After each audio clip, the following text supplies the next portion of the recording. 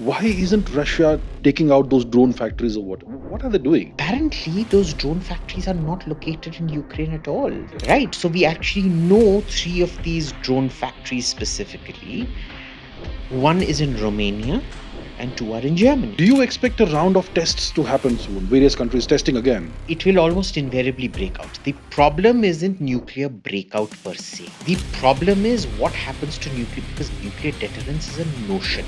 Remember the volume of scare that was being created at that time? Hindenburg plus this all coming at the same time. Look at the stock market hit that Adani had taken. Almost $200 billion down or something, right? Yeah. And look at the recovery that has happened since then, right? It has been truly nothing short of spectacular.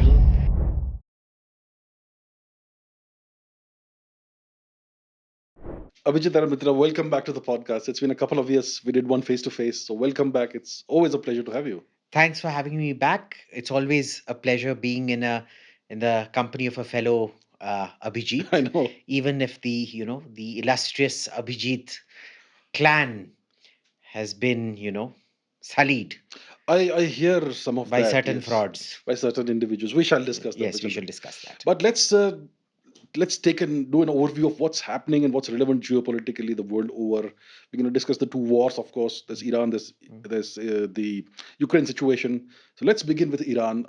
What's happening now in the Iran war? Has it become kind of a business as usual kind of thing? Like Ukraine is, it's rolling into the background now.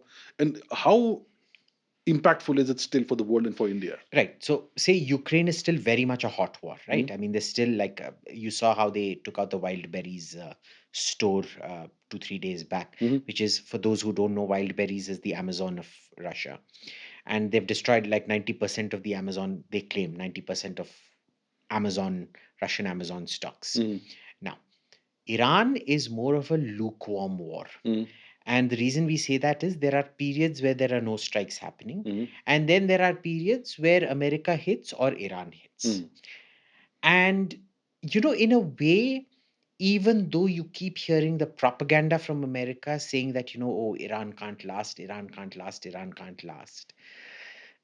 To quote Winston Churchill, he used to say, the German high command used to say, the British will crumble. It'll be like chicken's neck. We'll wring them like a chicken's neck. Some Mhm. chicken, some neck. So, same thing. Iran, some chicken, some neck.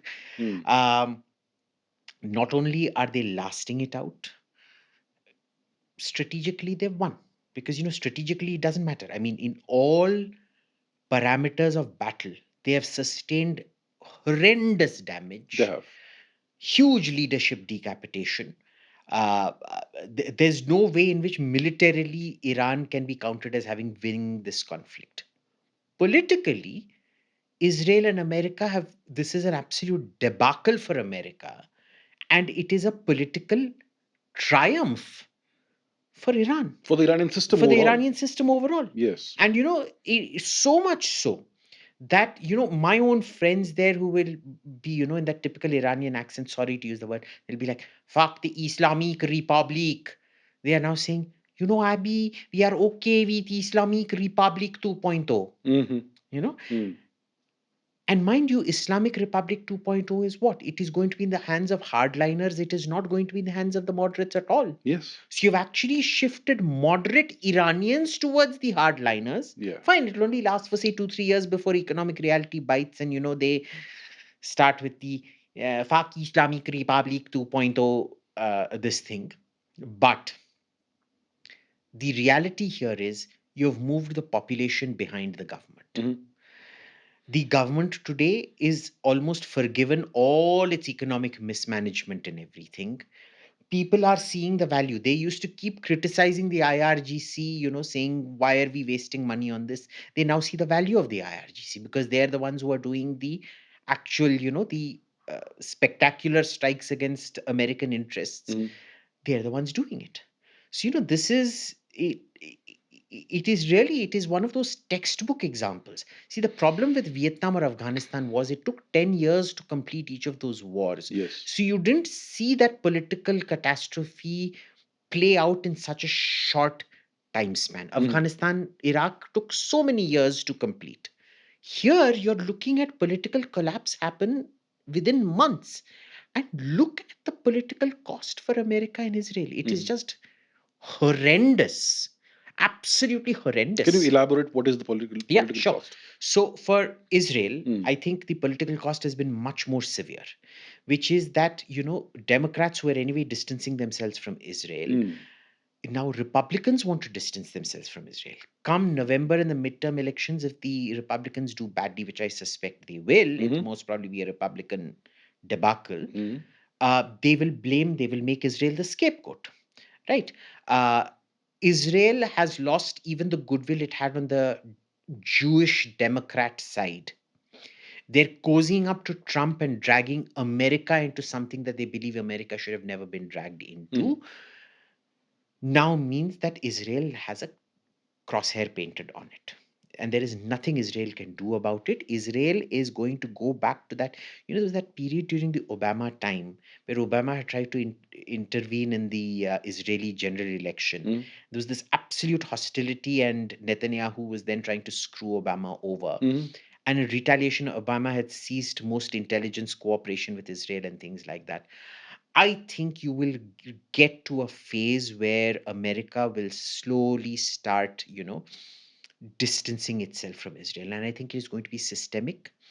I don't think East Coast Jews are going to be able to do a lot to help. Mm. That said, I also believe that a lot of people on the Israeli right are planning to jettison Netanyahu. So instead of making Israel the scapegoat, let us make Netanyahu the scapegoat. Mhm. The question is, will it sell? Mm. Because it really depends on how badly Trump is defeated in the November election. So this is the political cost for Israel. Mhm. For America, the political cost is Iran just showed you a template whereby a country that has been sanctioned for the last 40, 50 years, 1979, so 80, 79. 50 years 50 now. years, nearly, yeah. Yeah, 50 years has been able to completely make a jackass out of you in public. Mhm. They have lost a war and still won the war. Yes. Think about the psychological impact of that on everybody who wants to take on America. Mm. It is now a very clear template of what you need to do, how you need to do it. With Afghanistan, you can at least argue because it took 20 years to do Afghanistan, no country has it in them to do this for 20 years. Mhm. Now, if Iran could pull this off in a space of 3 months, well, less Yes. than 3 months, you knew the tide was turning within the first 3-4 days of the war Indeed. itself. Yeah. Imagine what China can do, Precisely. right? Mhm. Now, maybe China will not be those ballistic missiles. I've always told you, there are two things which the Americans pray for: Xi Jinping's stupidity and Chinese ballistic missiles. And of course, Chinese submarines also, which sound like a symphony orchestra under the ocean. But what Iran was able to do to the UAE, to Kuwait, Mm. to Qatar, to Oman, friendly country. Mhm. Imagine if China adopts that position vis-a-vis Taiwan, Korea, Singapore. Mm. Singapore, to use an Oman analogy, very friendly with China, as Oman was to Iran, Mhm. non-intrusive, non-offensive. Yes. You send a few drones into Changi Airport, what do you think is going to happen? Uh, Narita, Mm. Kansai, Haneda, Incheon, Mhm. all these airports, you blow them up, you blow Very up much within refinery. reach. Yeah. You don't need to do much. Mhm. You've already, crippled. And can you imagine the impact on the automotive world, the impact on, even fuel and manufacturing supply and things like that that will happen. Uh, and in that particular case, it's our supplies from Russia that will get blocked. Mhm. Right now, Russia is keeping us afloat. We're going to get Venezuelan crude, Mm. apparently. Yeah, apparently. But if Venezuelan crude gets blocked, if Russian crude gets blocked, and at the same time, simultaneously, while Iranian crude is blocked or Gulf crude is blocked, can you It's a imagine what's going to disaster. happen? It's a disaster. Yes. So I think the Chinese have learned a lot of lessons. I would be surprised if the Chinese don't go back to asymmetric. They've been doing too much of a USSR and mirroring America. Mm. Whereas in fact, what they should have been doing was going asymmetric, asymmetric, and more asymmetric. I mean, look, there is a sort of imperative of size. At Yeah. some point, when you're the second biggest economy, you don't do asymmetric. Mhm. But I think there is a lot of room here for asymmetric in case the symmetric fails. The Chinese can pivot to that. They They can have pivot everything to at that. scale. They should be able to do it. And Yes. given the fact that their manufacturing is far superior to America Hmm. right now in terms of scale, Scale, and yeah. the kind of low tech required for these drones. I mean, these are dumb drones. I mean, they're Yes. not. This is World War II technology we're looking at, Yes. right?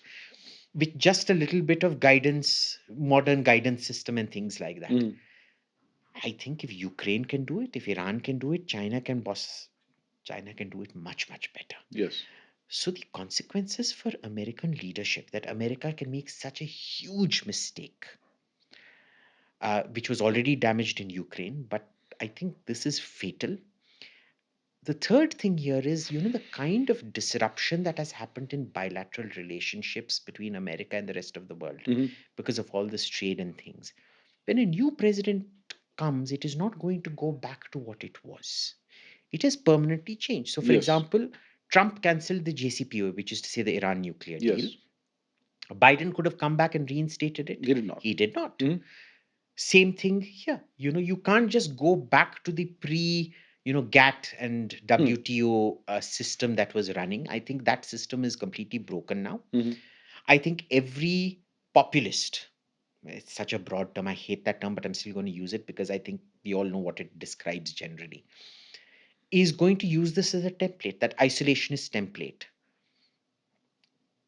I think what's really happened out here is that the anti-war party in America has been crippled, because tomorrow if a president comes and says, I'm the anti-war president, I'm the peace president, nobody's going to believe him anymore. Mhm. So you now have war that is going to be systemically entrenched into the system. Mhm. This is how strategic overreach always plays out. You just can't. The impulses towards war are so great that even when somebody may actually be an anti-war president, the system won't trust them The anymore. system would, Yeah. won't make it work. Yeah. Won't let it work. Won't let it work. Mhm. Yeah. And that's why it's a disaster for both these countries. Mm. What's been the effect on the Gulf nations? The Gulf, in the short term, their dependence on America has increased. Mm. But in the longer term, they're looking to diversify. Yeah. Even in the medium term, Mhm. they now realize that putting all their eggs in one basket was a huge mistake to do. Mm. They will look to diversify. The question is, where can they diversify to? Precisely. Yeah. Because China is not compatible with their economies. Mhm. They're much more of a high disposable income kind of spending pattern, Mhm. which China doesn't really cater to. On the other hand, they need to assuage China. The problem is, China doesn't believe in friends. No. Even when they're your friend, you are a disposable commodity. Yes. Right? I mean, generally, even America treats you as but for America, you're a lot more. The threshold for disposability is much, much, much, much higher. Yes. Then China will just treat you as a transactional disposability. That's right. Right? Whereas for America, it's strategic disposability. Uh, there is that. They don't know how to deal with Russia. Mhm. Uh, Europe can't really stand up to anything by themselves Yes. because they're so far up the production chain, they think Mm. that there is no manufacturing really happening out there worth its name. So, what do you think the Gulf states are going to do? I think it is the beginning of nuclearization. I think we're going to a new area of nuclearization because let's be very clear. After this point, if Iran does not explode a bomb, Yeah. I would consider their leadership to be extraordinarily stupid, Mhm. Mhm. and then they deserve what they get. Yeah.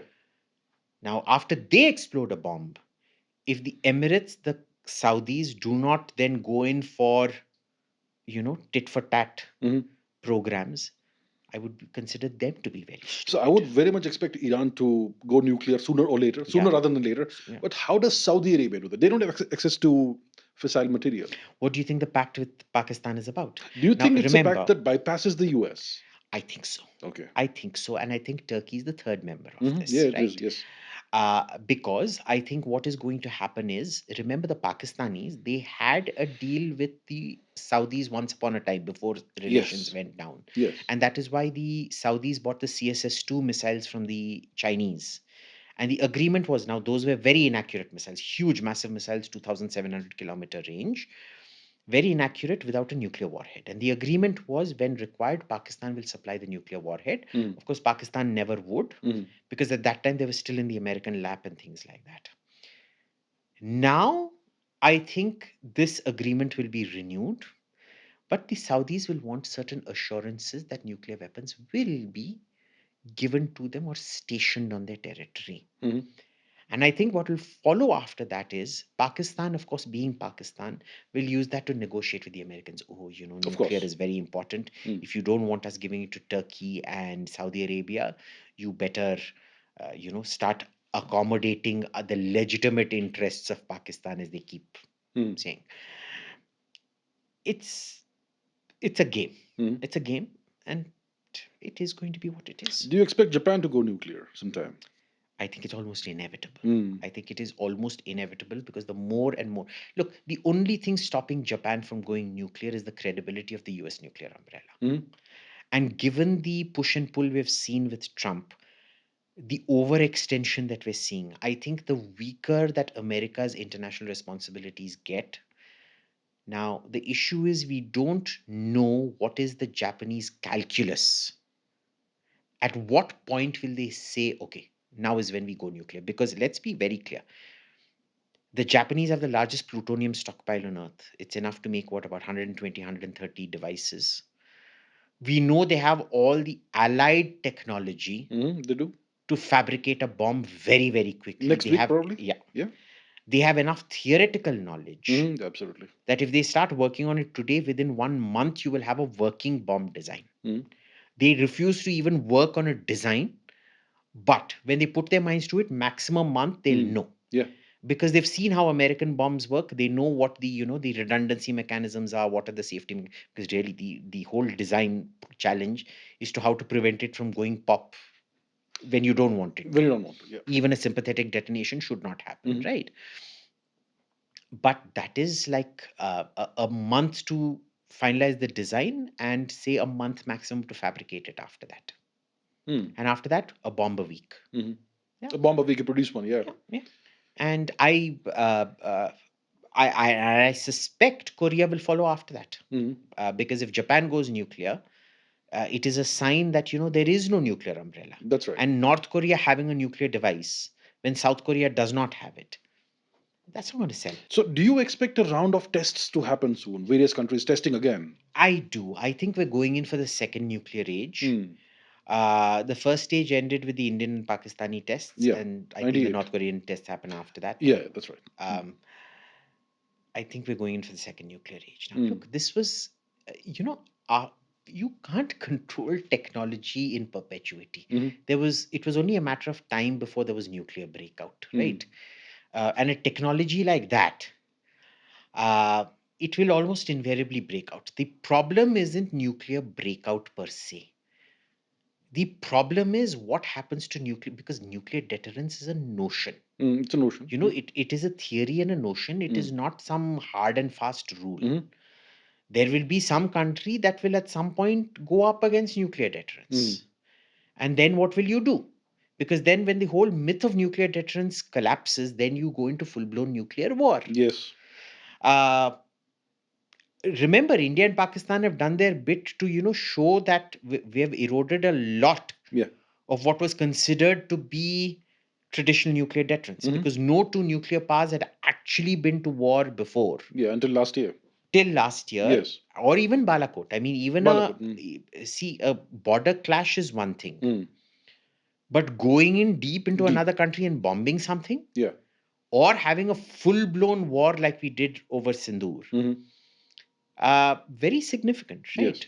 I think this is something, it's one of those myths that is going to come shattering down in the next 40 to 50 years. Maybe much shorter. Right. How do you see the Ukraine war going? I mean, it's not really in the news anymore, so people are not focusing on that, but it's still hot, it's still going on. Ukraine seems to have developed a lot of capabilities, and Russia seems to be happy to absorb a lot of these strikes. And I don't understand how Russia is happy to absorb it. That's because the losses are massive. Yes. Right. And yet they're just absorbing and pretending as if nothing happened. Something ultimately has to give. The longer this continues, on one hand, it tends to favor Russia just because of the sheer. At some point, the West will, be like, okay, war fatigue, we've given up. They don't have the logistical ability to keep supporting this war. They don't have the financial ability to keep supporting this war indefinitely. On the other hand, neither does Russia. Right? Russia, at some point, something's got to give. And Russia's been very brutal with czars who have lost wars. Yes, of course. Right? Gorbachev presided over the Afghanistan debacle. Look what happened to Gorbachev. Uh, who was the czar that presided over the Crimean debacle, and look what happened to him. Tsar, who was Catherine's husband, Peter or Paul, one of them. I think it was Tsar Peter the Second or the Third or something like that. There was the miracle of the House of Brandenburg. He had Frederick the so-called Great surrounded, and the moment the Tsarina died, he then, being the heir, he was such a great admirer. He withdrew all his forces and gave back everything the Russian troops had won. Russians had taken Berlin. I mean, they'd surrounded Berlin. They did it again after 200-300 years, but surrounded and almost taken Berlin, and they gave it back. And Catherine killed him. Essentially, so Russia is very brutal with czars who do not win wars. So what is Putin up to? What is going on in his mind? Nobody seems to know. Nobody seems to know, because their general thing is Putin has this very benign view of Slavic unity, and we will conquer Ukraine and they will realize ultimately that they are Slavs. And my mom used to tell me, when she used to be in the college phase in the 50s or whatever, 60s, not 50s. She used to tell me that there was this big topic called world government, how the world should be ruled by one government kind of thing. And there was some very famous line that was written: there will come a day when the whale realizes the mammalian strand that connects him to the human. Okay. And my general reaction was, well, if you're expecting that much cognition from a whale, whales are very smart creatures, but boss, they're not going to realize that they are mammals and they're somehow connected to human beings. If he thinks that Ukraine has this thing, which is why they're not going all out, I suspect he will be removed, and what comes after him will not be so benign. That is one more thing that is waiting to go nuclear, by the way. Right? Will it be the only way it will not go nuclear is Russia accepts its loss and licks its wounds a la Crimea. But see, it has not lost, because the point is it's a stalemate.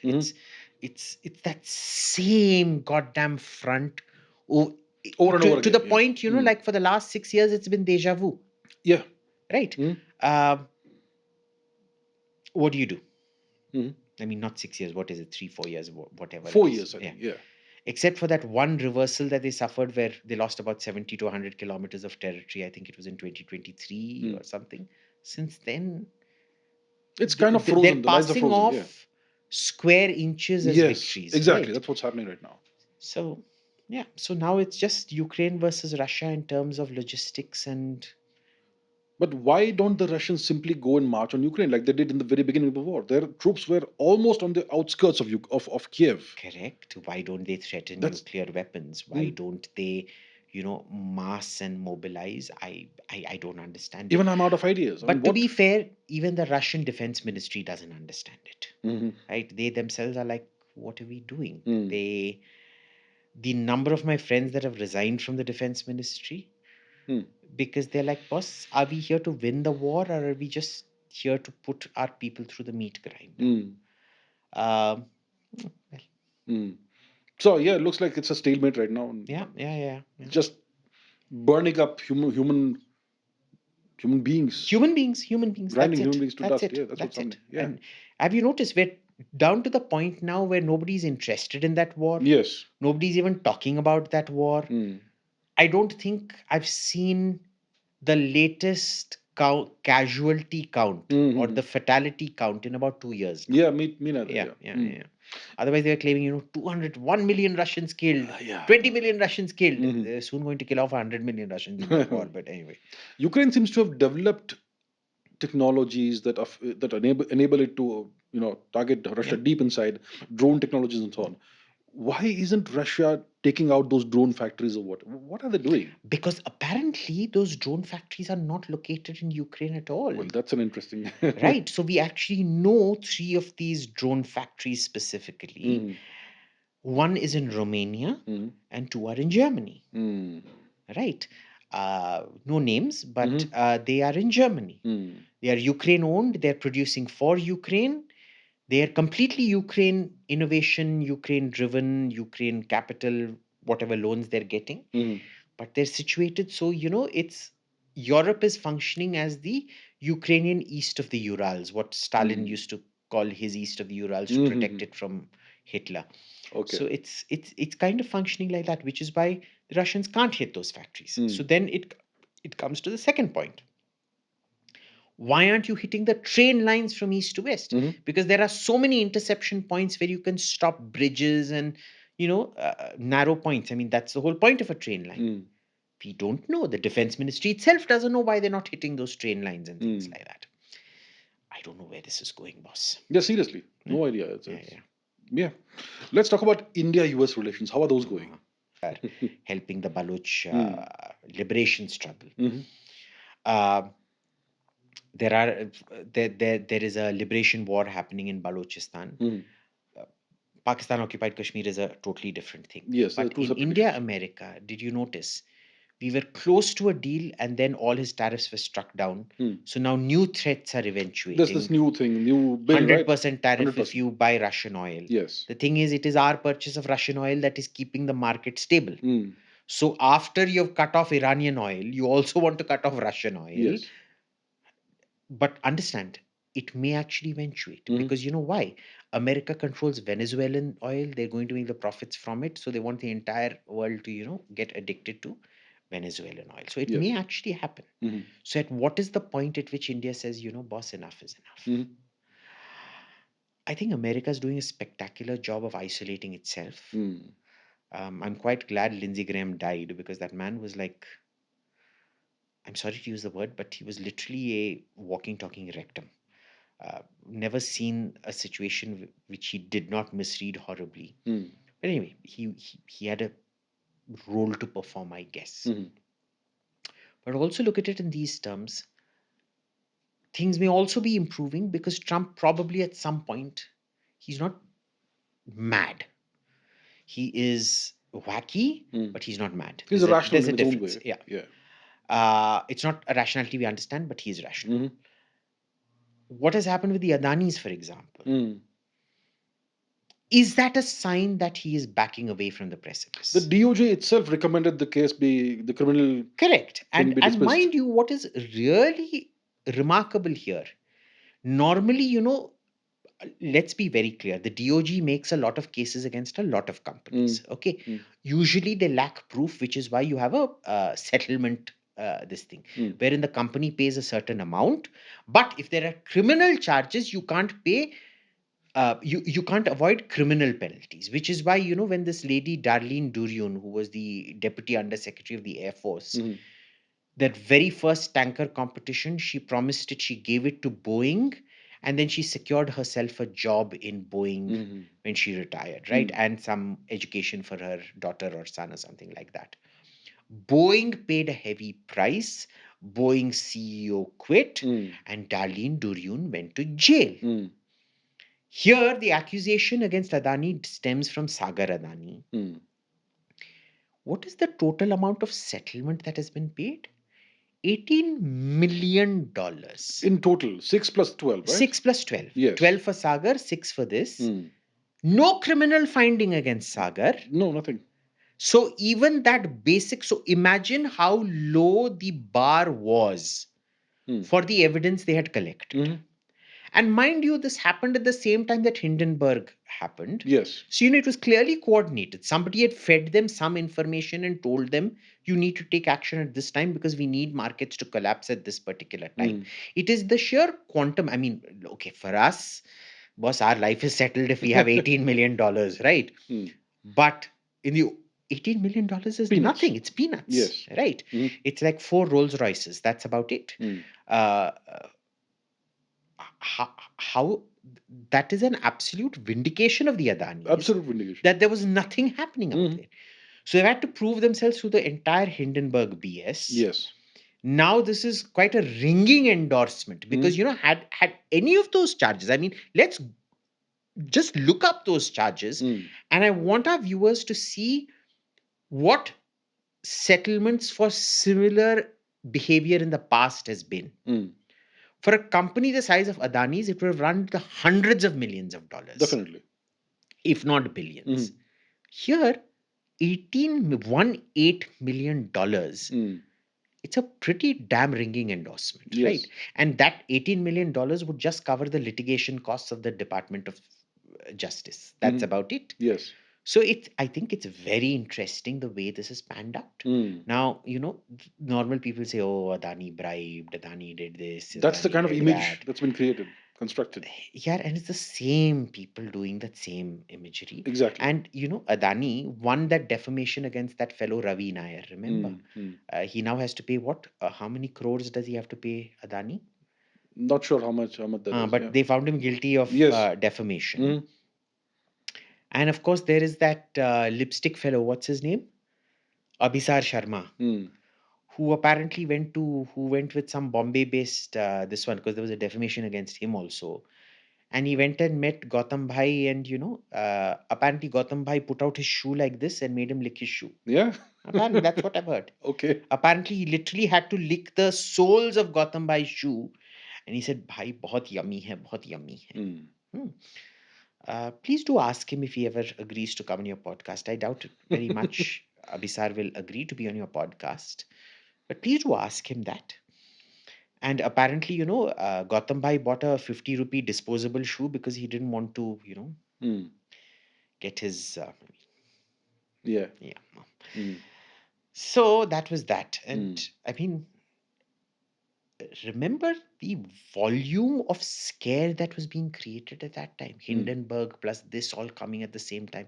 Look at the stock market hit that Adani had taken. Massive, like almost $200 billion down or something, right? Yeah. And look at the recovery that has happened Mm. since then, right? Yes. It has been truly nothing short of spectacular. Mm. And I think this is where, you need to don't fall for conspiracy theories, but take everything not with a pinch of salt, with a huge bucket of salt when people say, oh, no, if the Department of Justice is doing it, by what is this, standard that we use, that Department of Justice somehow does it, it must be right, Mm. and it is guilty immediately. Mm. Right? They are deeply political. Like Yeah, even very their much, own yeah. prosecution of Trump is so political, was so political, It right? was, In yes. your face political. Yes. They literally violated their own rules. The laws of Western jurisprudence, Anglo-Saxon law, Mm. is that you can't go actively looking for a crime. You must detect a crime. Here they set up committees to actively look for crimes in order to prosecute Trump. And what's he going to do? The exact same thing that Biden set the precedent for. He's going to forgive himself and his family and his henchmen when I'm he pretty leaves sure he office. will. Yeah. Yes. Yeah. And I think the DOJ also said that this appears to have been some kind of name and shame exercise, politically motivated exercise by the Biden administration when these charges were levied, were put across. It's almost clearly the case now, because you to accept $18 million, you are accepting you didn't have a shred of evidence. Precisely, yeah. No criminal conviction in spite of the accusations being criminal. Imagine they walked into Sagar Adani's room. They seized his phone and his laptop. You're telling me you did not find anything on those. And mind you, you can't just disappear evidence. They clone it immediately. It is kept and things like that. It isn't like, spurious evidence handling that happens out here. And you weren't able to find anything. Nothing. Give me a break. So clearly there was no real criminal charge. There wasn't. Of course it was. I mean, with the benefit of hindsight now, you can emphatically say it was political. At that time, you could say it was a partisan stand that you're taking. Now it was like what happened with Devyani Khobragade. We knew from day one that was that fellow Preet Bharara or whatever his name was who wanted to, now where is Preet Bharara? Nobody knows Preet Bharara. He's finished. Right? I think the people who went after this one also will be finished by the end of this. Right. Now, coming back to the broader US India relations, do you think the Quad is finished? Yes and no. Mm. Uh, yes, because I think after what Trump has done, there is no going back. Also, that the Europe obsession is going to come back with a vengeance, and there will be no time for an Asia Pacific focus anymore. There will be a lot of talk of Asia Pacific focus, but it's not going to be there. But at the same time, no, because at least the other three members, Australia, Japan, and India, will continue that focus. Because Now, they are located geographically there. Makes exactly. sense, yeah. I think we may even add Korea, Singapore, not in name, but in because Singaporeans maintain a very close relationship with the Chinese, but they in private they outdo the Japanese in the paranoia of China. Okay. Right. So it's and because they're a Chinese majority population, they're 70% Chinese. Yes, that's right. And they're shit scared of all this, all of the Chinese diaspora as China kind of narratives that come out of China. They don't want to be part of China. They don't even want to be part of Taiwan for that matter. Right. But yeah. So it's one of those things where I think as the relationship with America mutates, you will see new entrants into that Quad. Now, will that force us off our horse, to be this? Will we start being more integrated with these systems? I don't know. I don't know how that trajectory actually plays out, because that will depend so much. The real problem is predicting Xi Jinping. He's such an unpredictable fellow. He doesn't do what you logically want to do. Or as we see logic, maybe he's rational in his own weird way, but he's a guy who seems to prioritize his own survival over the survival of China. Let's see. Do you think there's any one hears that there is a deadline Xi Jinping is given 2027 for Taiwan? How much credence do you put into that, and do you see something happening? Honestly, given the amount of talk that he's generated on Taiwan, I think he will do something on Taiwan. But then, the structuralist in me wants to believe that it will not. I don't. I know that's not a here. It is unfortunately here or there answer. My thing is, I think rationality will prevail and he will not do it, because understand for me, I think rationality in his point of view. For us, rationality is let's not go to war. Yes. For him, rationality is what is the cost of losing that war. And I think that will very much be determined by the kind of forces within the Chinese system that he arraigns against himself. Because, you may think you have gotten rid of everybody, but it's just that everybody's become a lot smarter and they're able to hide their plots against you much better. Or will it be like Stalin, who actually got rid of everybody, and physically. It wasn't till his death that the opposition was able to, arrest Lavrenti Beria and execute him. We don't know. We don't know. Because in the Chinese system, everybody seems to know what is happening post facto. China is a very easy system to gauge post facto, but it is an impossible system to predict where it's going. And it's so Byzantine. It's so like, even in India, politics isn't that, unforgiving and ruthless and China's ruthless, feudal. Absolutely. In that sense, yes. Right? It's not the ruthlessness of it. Like in India, also politicians tend to get other politicians killed. But it's the feudal nature, it's the chaotic feudal nature of it that is so unpredictable. How do you see China's economy doing? Do you see it contracting? Because they no longer have access to the whole world. They can't export anymore. Look, on the one hand, they're at saturation.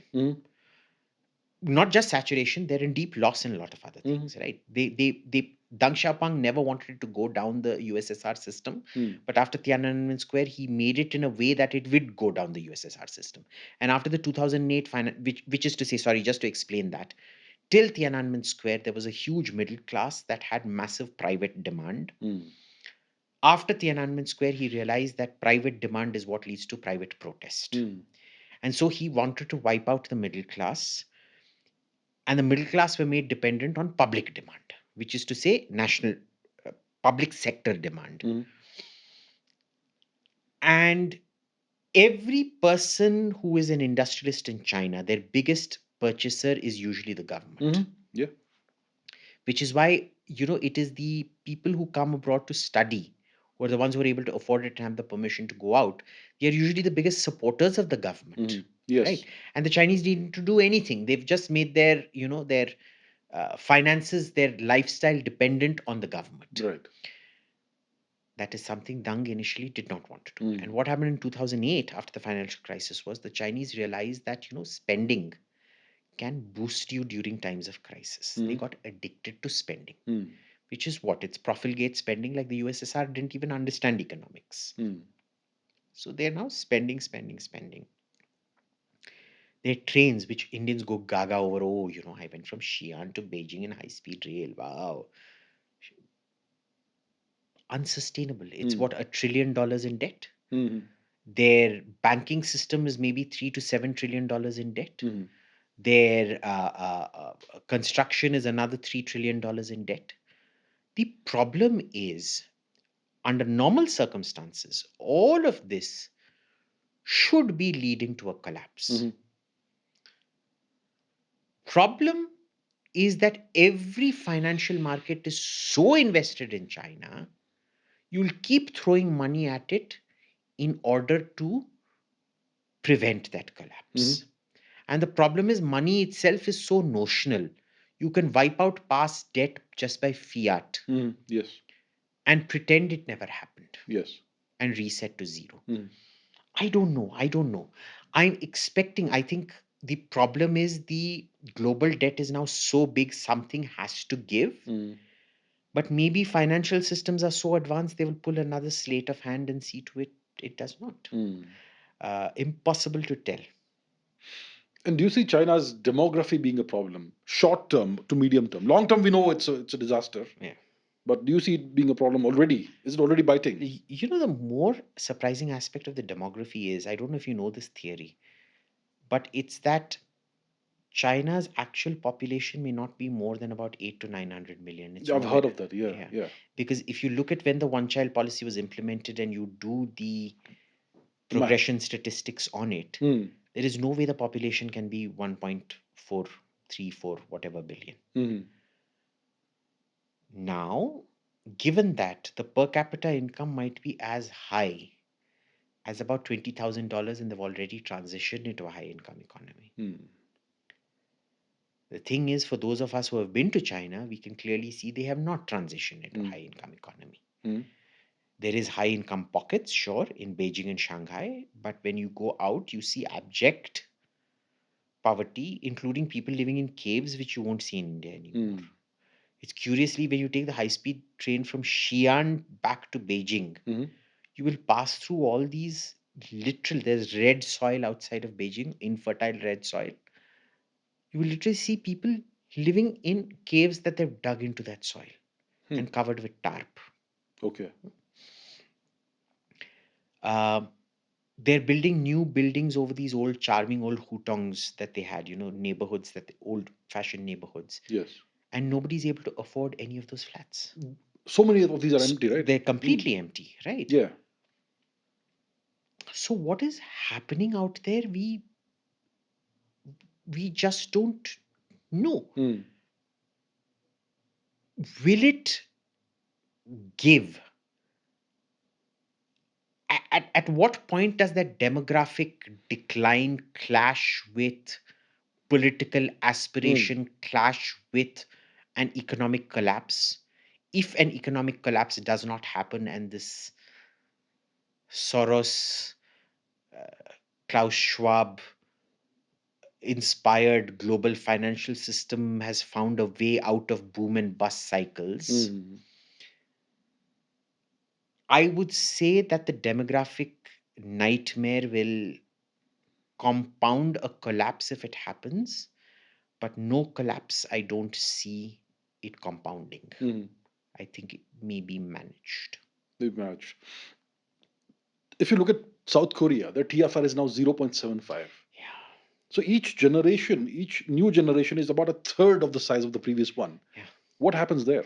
What happens there is Even Japan is similar, right? Japan is very similar. Mm. Japan is very similar. Mm. They're shutting down schools because there's no students to go to schools Mm. anymore, Mm. right? What worries me is they're not taking this seriously. They're not. You would think in Israel, what they did was they did not want the population going down, so they maintain education and a lifestyle in a way where you don't migrate out of Israel and where you produce 3, 4 kids very happily or incentivized to. Mhm. Neither Korea nor Japan are incentivizing the production of kids. The schools and colleges are just as unforgiving and ruthless and brutal. The exams are just as brutal. They're not Yes. focusing on lifestyle. You'd think with a shrinking population, urban spread should come down. You should be going in for bigger houses, make Yeah. life. Maybe you could come down to Germany size of say about 80 million and live a nice life like they live in Germany. Focus on leisure, Mm. relax on the work culture and things like that. They are not doing that. Yes. I mean, they're not doing the mistake that Germany made of multiculturalism and importing, incompatible migrants. Isn't Japan kind of beginning to go down that route? No, They're not not. at all. I'm glad they're not then. They're not at all. Mhm. In fact, they passed those laws just last month or last to last month, Okay, the new requiring prime even minister. people, yeah, Okay. even requiring people who had lived there for 20 years to get lost. Okay. If they did not speak Japanese, were not married to a Japanese, and did not employ a minimum number of Japanese, whatever. And in spite of that, you'd get kicked out. Um, they're not. And I don't know what is this death wish that they have where they're not planning for their future. But then remember, they're very deep in debt as well, right? I don't know what that plan is. Every Japanese or Korean I speak to, they're like, bro, we don't really know. We're just winging it by the day. So Japan, South Korea, even China are going down that road demographically. I think China has a much better plan because Korea is not very connected to the international system, but not that crucial to the international system. Japan is kind of crucial, but it is not as high a cruciality as it once was. Yes, back in the 90s, for example. Exactly, Yes. right. In the 90s, it was Japan that was the powerhouse, not China. Yes. When we all had Walkmans and Sony Discmans and Yes. that connect with. I don't think people realize how important consumer electronics are because it is the withdrawal of consumer electronics that ultimately affects you the most. It is what has the impact on the households, and that is what drives other countries to protect you. China has that complete hold on everything. Tube lights, wash basins, kitchen hobs, sinks, smart keys, smart lock, batteries for your EV, etc., etc. Right? These are just those things where I personally feel China will come off better than say Korea or Japan will, or Taiwan for that matter. How do you see the Russia-China relationship? Is Russia now a junior partner? Yeah, very much. Very much. What Mao was to Stalin, Putin is to Xi Jinping. Right? China is very much the senior partner. Putin is very much he would love to deny it. Even if you look at his tone, I mean, he claims to be a great student of history. But you remember during that interview some 3, 4 years back, he was saying, look at China, they're so peaceful, they've never invaded their neighbors. You're sitting here going, what? What happened in Korea? What happened with India? What happened with Vietnam? What happened with with the USSR, bro? Usuri River. Damansky Island and all of that. What the hell? And that is usually the sign of the beginning of subservience. And we used to go on telling the Americans, don't push the Russians, don't push the Russians, don't push the Russians. You're pushing them too far. And they'd be like, no, it's going to be fine. It's going to be fine. He's never going to go into the Chinese embrace. Today, China is a virtual monopsony. Because no matter how much gas and oil we import from Russia, we are not an industrial economy like China. We can never match up to the volumes. And China anyway gets its gas and oil for a fraction of the price that the West pays for Russian gas. Absolutely. Yeah. Yeah. So they're getting a good deal. They've got complete monopsony over Russia. They're most probably testing their weapons out in Ukraine. Yeah, I'm sure. Yeah. Yes. So it's all the benefits without any of the Risks. risks. Yeah. I mean, uh, there was this thing which was said that in the final analysis, China always wins. Unfortunately, that seems to be true. China does seem to be winning this particular one, right? And imagine if Russia goes into full Chinese orbit. Imagine that. Imagine. I mean, the control of natural resources. The whole, more than half of Eurasia. Yeah. Yeah.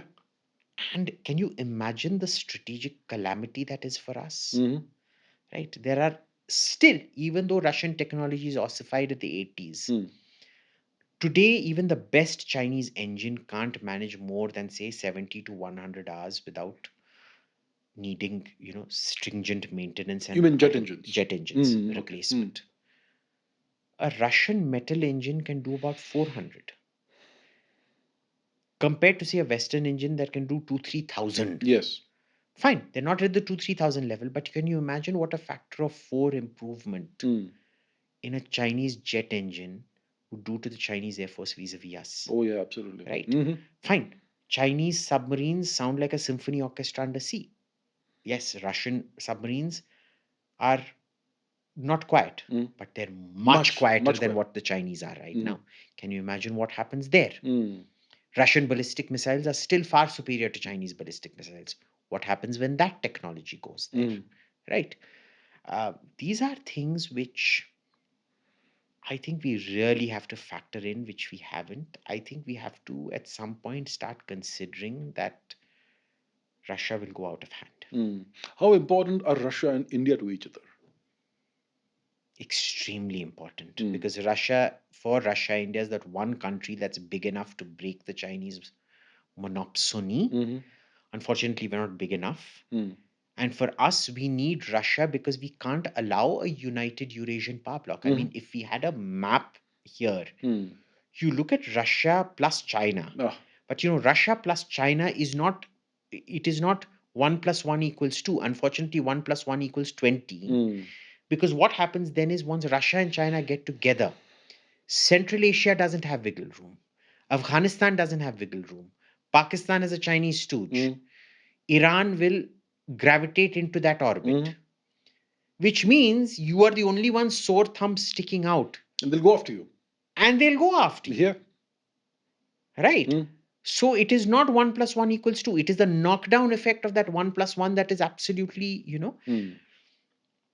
Now, had we industrialized in the 40 years that we had to industrialize, maybe we could have changed things, but, we never miss an opportunity to miss an opportunity. So we cannot become that purchaser of Russian goods to keep Russia out of Chinese orbit. That's just the sad reality of it. Is there something India can do about this? Can the two countries explore options? Look, we can keep exploring options. I think there are lots of working groups that have explored this, which are mostly business class tickets to eat free caviar and drink horrible Russian champagne.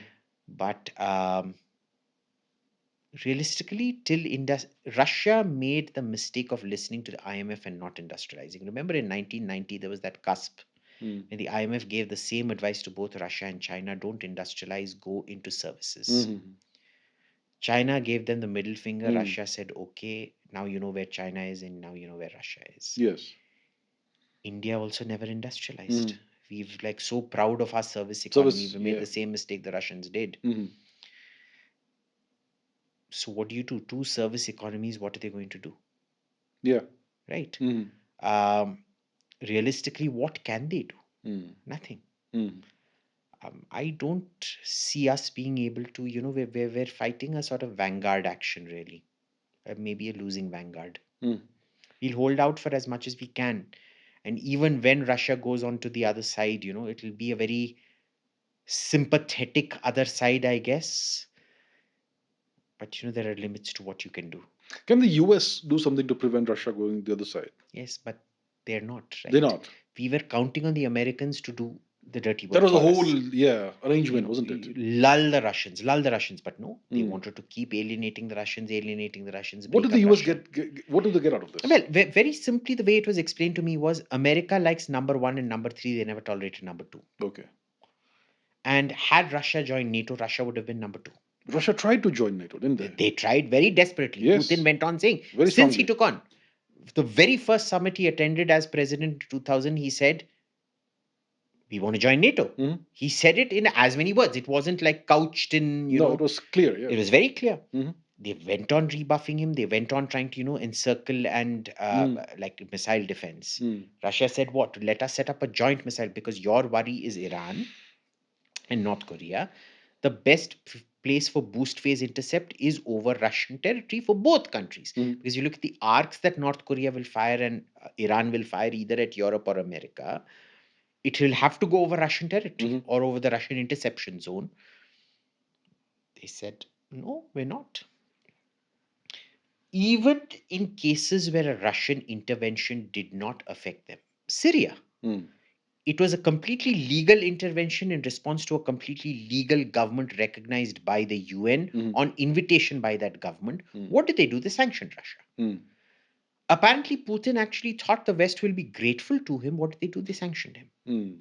I mean, shows you the quality of diplomats he had who were feeding him nonsense. So, this is something very systematic that has been happening, that they've gone out of their way to alienate Russia. Mhm. Why would you go after Russia for supporting just because you didn't like the Syrian government? Why would you then support? It's a legal UN recognized government that is asking for help. Yes. Why would you do that and then claim that you want good relations with Russia? Right? I don't know. They are not. I think they are now so far apart. I saw hope that Trump might be able to do something on this, but he's lost the momentum now. He's lost the momentum. I don't think anything is going to happen, and this chasm is just going to grow deeper and deeper and deeper. So the thing is that the US establishment isn't stupid. There's clearly a plan, some kind of what exactly are they trying to achieve over here? Well, that's what we don't know. No American is able to tell me that. Very smart people much, much smarter than me, who I really respect. I'm like, okay, so you've alienated Russia. What's the plan? And the thing is, we can't work with Russia, but we can work with China. And we think we can come to a modus vivendi with China. And I'm like, well, Obama offered a G2 to China. What do you think China said? They said, no, go take a hike. So what are you people on about? What are you smoking? Like, no. We've got thousands of contact points with the Chinese. We're too interwoven with them. What happens if and when the economic system collapses and that affects China? There is no redundancy planning in that. There are no alternatives. The standard response is Russia is a rogue, China we can deal with.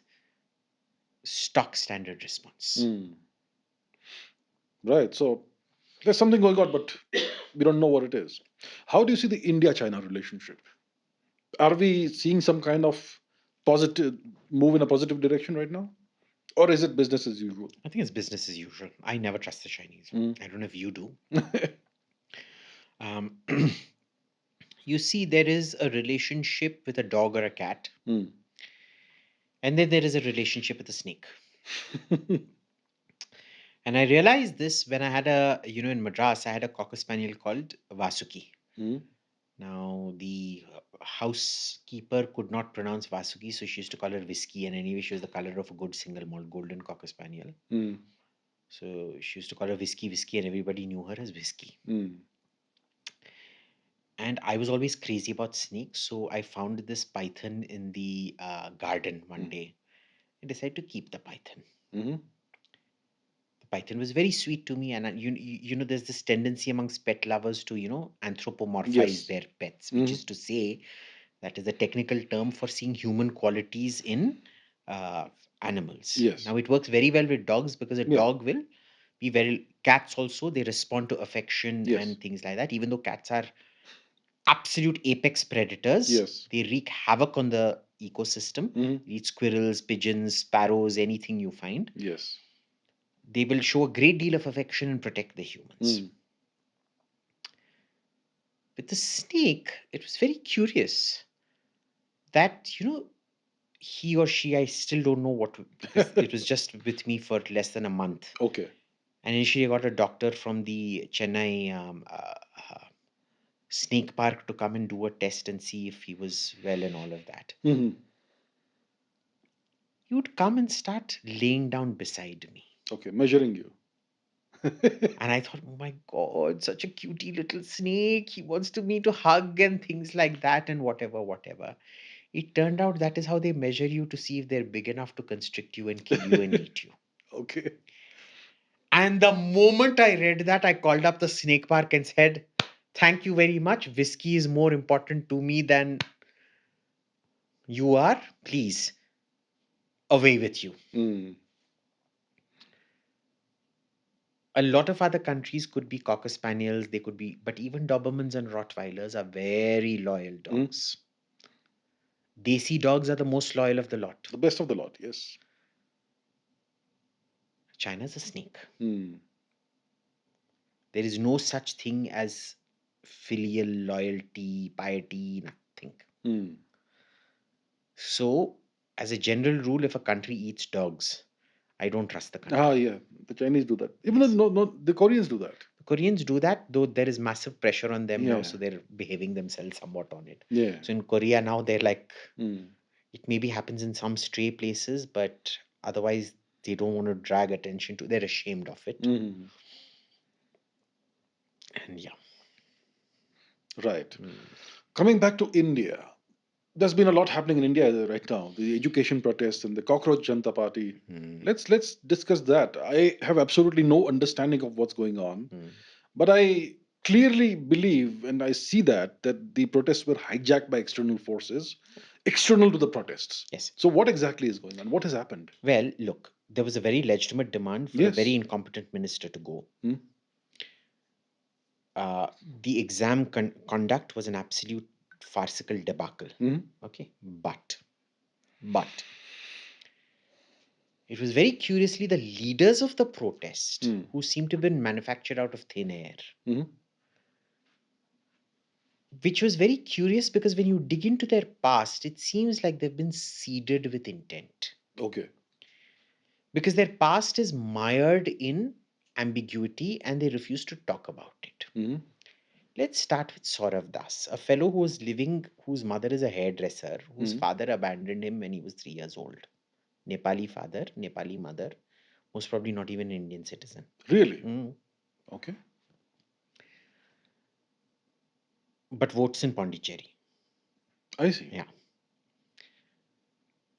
I've written a letter to the ECI seeking a intensive SIR of the mother because we know the father is Nepali, the biological father. Okay. And if they can find any adoption certificates by the man whose name he's taken, Das. Das, okay. Irrespective, he can't afford more than, a slum or very low Patparganj type accommodation, which are terribly built flats. To suddenly move into GK1 to a 9,000 square foot house. I see. With a garden ground floor in Delhi.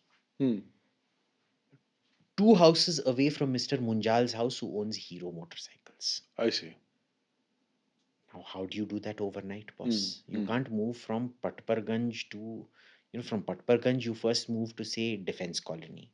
Or not Defense Colony. Say you move to a 300 square yard in South X or something, South X GK Safdarjung. Then you say move to a 500 square yard in Defense Colony. Then you move to, say a 700 square yard in Jorbag. And, okay, maybe you move to 1,000 square yard in GK2, GK1, and then say 1,000 square yard in Jorbag, and then finally to Aurangzeb Road, what is now APJ Abdul Kalam Road. I still call it Aurangzeb Road because it's my Old force of habits. habit. This guy moving there to GK1 is like essentially moving from Dharavi to a beach bungalow in Juhu. Okay. Not Antilla yet, but definitely a beach bungalow in Juhu. Okay. How do you pull that off? Hmm. How is it that this fellow who has no verifiable history has been systematically cultivated by the system, put through his paces by News Laundry and then Frontline, but given space in Al Jazeera and BBC? See, it's a systemic pattern. Oh, I see. He's been on Al Jazeera and Oh yeah, BBC. yeah, yeah, yeah. Okay. So see, it's he's been progressed with intent. Hmm. His financial situation has been progressed by intent. Hmm. And very curiously, nobody knows who the owner of that house is, because that ownership of that particular house that he stays in is mired in all kinds of legal fragmentation. Now, legal fragmentation of property is usually the sign of Benami ownership. Okay. And the only person who claims to have his rent agreement is a fellow called Saurabh Bhardwaj, who was health minister in the AAP Delhi government. Oh, I see. Now he was the MLA of GK. Hmm. GK, for viewers who don't know, is a neighborhood called Greater Kailash. Hmm. There is Kailash Colony, there is east of Kailash, there is Greater Kailash 1 and Greater Kailash 2 In Delhi. in Delhi. Hmm. It's a small little hillock. Like, you won't even, when you go see it, you'll be like, that's a hill. That's like literally, it's one of the mounds in Nehru Park, Okay. that kind of a hill. Hmm. But how he manages the social progression is a complete mystery. Hmm. When you actually see him talk, he has no power of logic or deduction. Okay. And so you're reading the pieces, and they seem to be completely at a dissonance with his analytical abilities and what he talks about. Okay. Most possibly ghost written. Hmm. Next is Abhijit Dipke. Okay. Abhijit Dipke is particularly curious because now we're finding there is absolutely no evidence of his graduation from Boston University. Okay. He's sent to Boston University, obviously, on the basis of political recommendation letters and his own whatever sob story. How is it that his father is a junior engineer who earns 65,000 a month, is able to build an independent house in Pune? Hmm. Pretty nice house. We don't know, because especially if you're bringing up kids, educating them, where was the disposable income to do that? Hmm. Second, we know that even before that he had a Canon or Sony camera. Not average boss, that's like a lakh, 2 lakhs of rupees easy with the 2-3 lakhs lenses. easily. Yeah. Hmm. We don't know. He's clearly been built up slowly, slowly, slowly by the system, goes abroad, but clearly has not finished his course. Now he claims he's graduated. He's not there on Boston University's alumni portal. When we go to his landing page, which he flashed on a piece of paper on Barkha's show, Okay. we went to that unique ID, which is the normal student landing. He's still being offered orientation. He hasn't completed courses. Hmm. Yet yesterday on Christian Amanpour's show at CNN, he says, I've completed my. Notice, he doesn't say I've graduated. He says I've completed my studies. How did he appear on Christian Amanpour's show? Well, anybody can appear on Christian Amanpour's show. I Okay. mean, if certain agencies tell you, Uh-huh. you know, So you need that access, right? of course you do. That route you need into Hey, it. you need that route. Hmm. Uh, Notice CJP Comms always says student enrolled at BU. Okay. They've been very careful to not say graduate. Hmm. Third parties have said graduate, but finally we caught him saying I graduated. Okay. One thing we know is he definitely has not graduated, because he Hmm. does not appear in any of the convocation photos. Hmm. It is called the graduation. We call it convocation in India, they call it graduation. Hmm. He does not appear in those. In any of those, now you can do a distance graduation. You don't have to attend your graduation ceremony. Uh-huh. When I graduated, I did not attend the ceremony. I was just mailed the degree Degree. certificate. But he's not there on the alumni listing. Okay. Why is that? Hmm. Right? Uh, we have a teacher who says he attended her class. Uh-huh. The problem is, if we go inferring information from what classes she took, she was not taking the class that semester. Okay. Right? Mhm. Nothing is adding up out here. Then you Hmm. have this fellow Ashutosh Ranka. Okay. He claims to be IIT, which is verifiable. He claims to have worked for a multinational, which is not verifiable. Mhm. He claims to be from LSE. He sounds like an LSE. You know all the Yes Minister jokes about LSE. Uh-huh. He sounds like one of those Yes Minister jokes about LSE. Okay. Uh, total nepo kid because his wife, his sister, did this absolutely cringy documentary about Arvind Kejriwal that won awards. I see. Third-rate documentary that won awards, and she is now, in a cushy job. His sister. His sister. Okay. So he's like AAP royalty, so to say. Yeah, दूध का धुला in AAP दूध. Hmm. And getting increasingly more arrogant by the day. Hmm. Fourth chap, of course, was the dancer Vijayta Dahiya, who was content researcher for Dhruv Rathi. Oh. Okay. Yeah. Fifth is somebody called Ratna Singh, the only lady. Mhm. And what she did was she was employed in lots of places, failed lawyer, never done a litigation in her life, became a law reporter. And if you look at her past publication history, you can see the ideological slant there itself. Okay. Now, very curiously, Sania tweeted about this, who runs Lawbeat. She used to work at Ratna used to learn at Lawbeat before. That when she had left Lawbeat on less than optimal terms. Okay.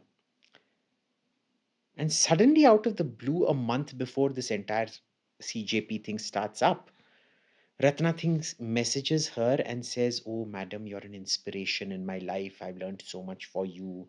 I'm starting up something new." This was even before the CJI had made the cockroach remark. Okay. "I'm starting up something new. It's going to be big. I hope I have your blessings for this," and whatever nonsense. Hmm.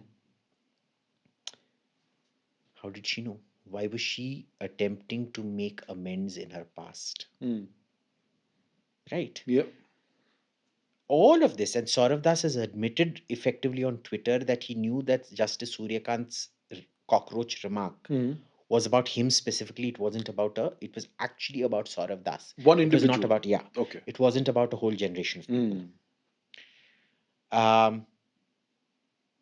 And to the credit of Gen Z, not many of them joined because it was all these farmer protesters and this and that joined that protest. Not to say, not to minimize the anger that the generation No, have the against anger the is government. absolutely valid. But most of Gen Z realize these people are frauds, outright frauds. Problem is, these guys have the bandwidth, the media bandwidth, and that needs to be taken down. Because it's not good for the students. Because once a student gets associated with something like that, then the government incentive to rub you the wrong way becomes much higher. I'm just hoping, because I never, so Vinamra Kasana. Yes, I do. He went to these protests for 3 days running, right? Did he join them or did he? No, he joined them. He joined them. Okay. He joined the protests. He was completely taken in by them. And me and Kushal, we were like, boss, let it be, because we didn't feel the need to. All I did was I called him up and said, look, there might be violence and things, just be careful. That's all. Yeah. Because I believe, and I consider him to be my kid in a sense, to take precautions about your personal safety. That's it. Kushal still put out a tweet, the typical fuddy-duddy uncle tweet. No, I "Tu haven't seen that. bachcha hai, tu abhi seekh jayega," or whatever. Okay. You're a kid, you'll learn. I don't like to use that line with kids. Even though the older I get, I realize how right my mother was and how wrong I was. But anyway. That's true, isn't it? But that is not, I don't think that is a very good line to use on kids because it elicits a certain kind of reaction. It does, doesn't it? I think you need to allow kids to make their own mistakes. They do need to. And I think kids of this age are much smarter than we were as kids. So I think they learn from their mistakes much quicker than we did. And I think it's very necessary that they make their own mistakes. And we were right. So we allowed Vinamra to make his own mistakes. Okay. Those 3 days, he was completely pumped up. He came and did a few podcasts supporting them and things like that. I never sent him a single one of my tweet or anything that I was doing exposing Dipki or Saurav. Okay. But he saw it. Mm. He's like, boss, what the hell? Mm. And then he now sees them for the frauds that they are. Mm. Okay. Right. Mm. I think that is the only way to convince people. You put what you have out there. Yes. Ultimately, people will choose what they want to see. Precisely. Yeah. Mm. So that is a situation. That is the situation. For me, Mm. I hate that word deep state. You remember how often I've told you, please don't use that word with me and things like that. Mm. But this looks like a classic intel operation Mm. carried out to seed a bunch of really seedy buggers Mm. with a very specific intent, which has first been diffused, and I think it is on its way out. I hope. Did the government have the right approach towards these protests? I don't think so. I think they mucked it up very, very badly. Oh, okay. Should it have? There were 100 different ways of diffusing this. They chose the worst possible way of diffusing What did they it. do?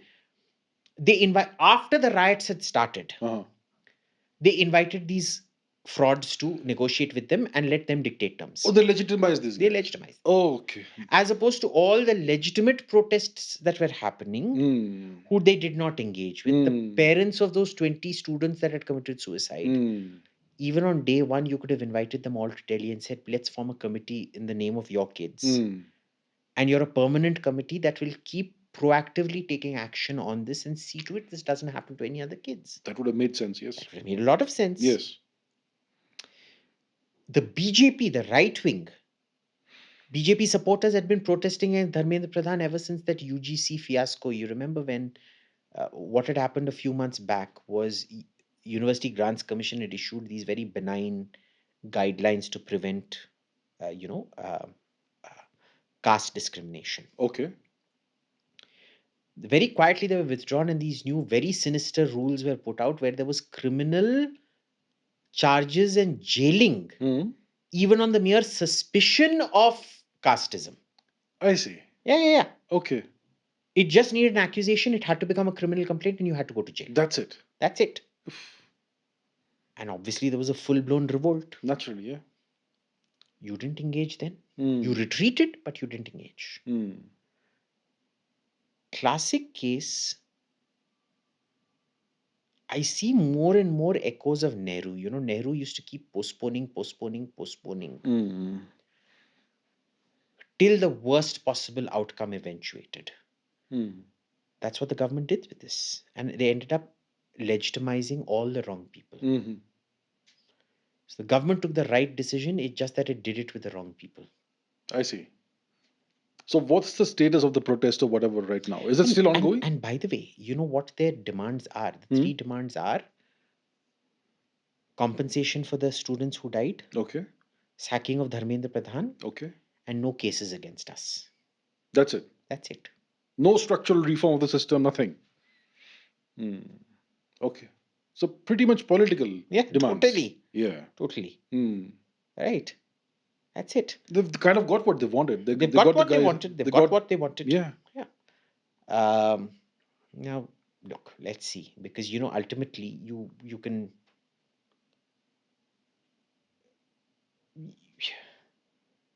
To quote Talleyrand, it's worse than a crime, it's a blunder.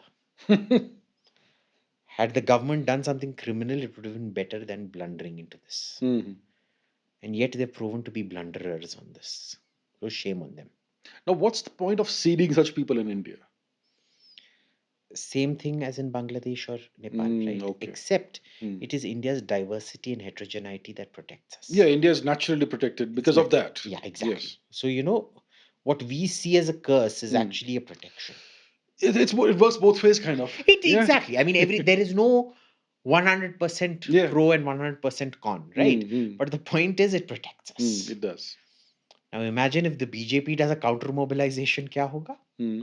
Right? They would completely dwarf the scale of anything. Yeah. They're not. But I don't think that doesn't mean that they're not making horrendous mistakes. And creating a situation, they're creating more and more untenable situations.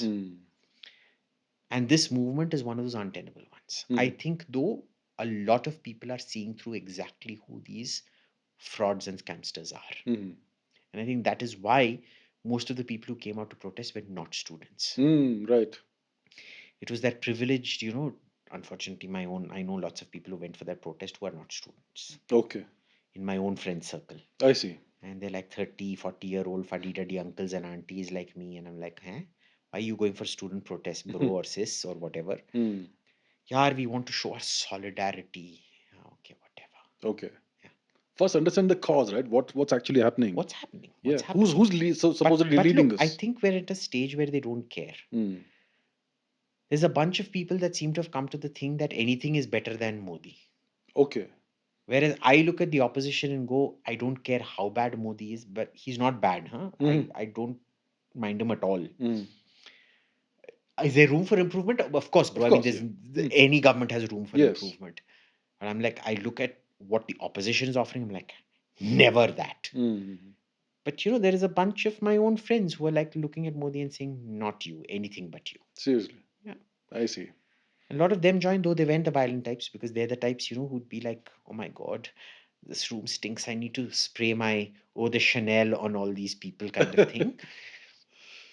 But there were a lot of sinister elements from Mm. Gurdwaras, Khalsas, from the farmer movement, from this Chandrasekhar Azad Bhim army movement that came and were responsible for most of the violence that happened in the 20th. So the violence wasn't done by the students. Well, some of it was. Some of it Some was. of it Okay. was. Okay.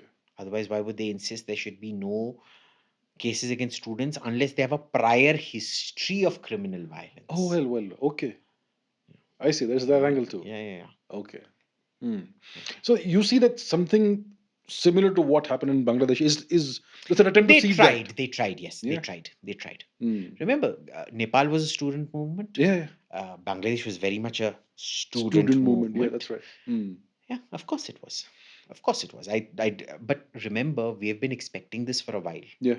right? A lot of us have been expecting this for a while. Student movement. Hmm.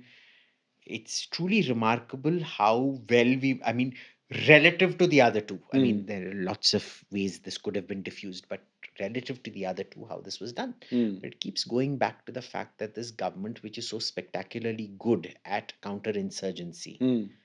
by ending the Kashmir insurgency, Mm. ending Naxalism, etc., is so spectacularly bad at urban security, especially in Delhi. Mm. Farmers movement, or really what was the absentee landlord movement, Mm. and the Shaheen Bagh That. jihadi movement, Mhm. and this fraud movement. Right. So this cockroach Janta Party issue, is it now closed or is it now a No, no, nascent no. political They're movement? they're like getting ahead of themselves. Okay. They're getting more and more cocky and arrogant. Okay. They're not answering any questions. They're standard because on the first day I sent a spy Mm. who suddenly got trapped like a deer in headlights. He was asked, if I say India is going to be split into 7 parts, Mm. would you agree? So he Mm. said yes. Because I told him to fit in, bro. Okay. It was full of all these Bharat tere tukde honge inshallah types. Okay. So he wanted to fit in. So he Mm. said yes. And then he got harangued. Mm. Then I had to come out and say, well, he was my spy. Okay.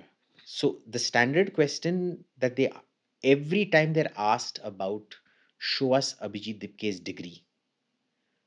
What are Saurav Das's sources of income? How is he? First, he denied staying in that house. Okay.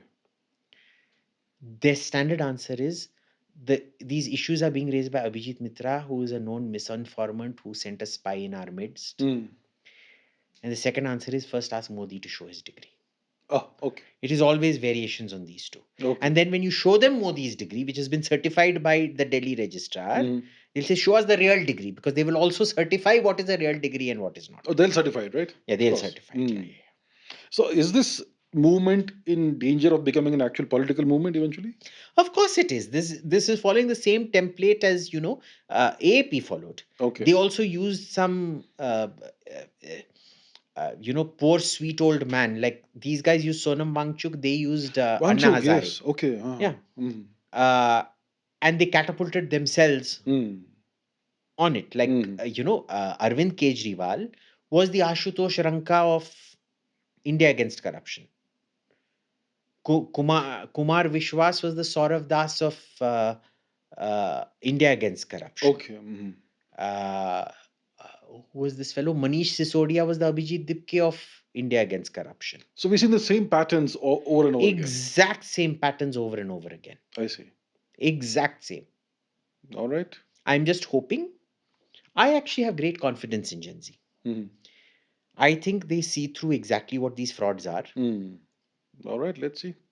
All right, Abhijit. Thank you so much for a fascinating conversation as always. Thank you. Always fun being with you, Abhijit. Thank you. Thank And you. we apologize for the other Abhijit. Yes.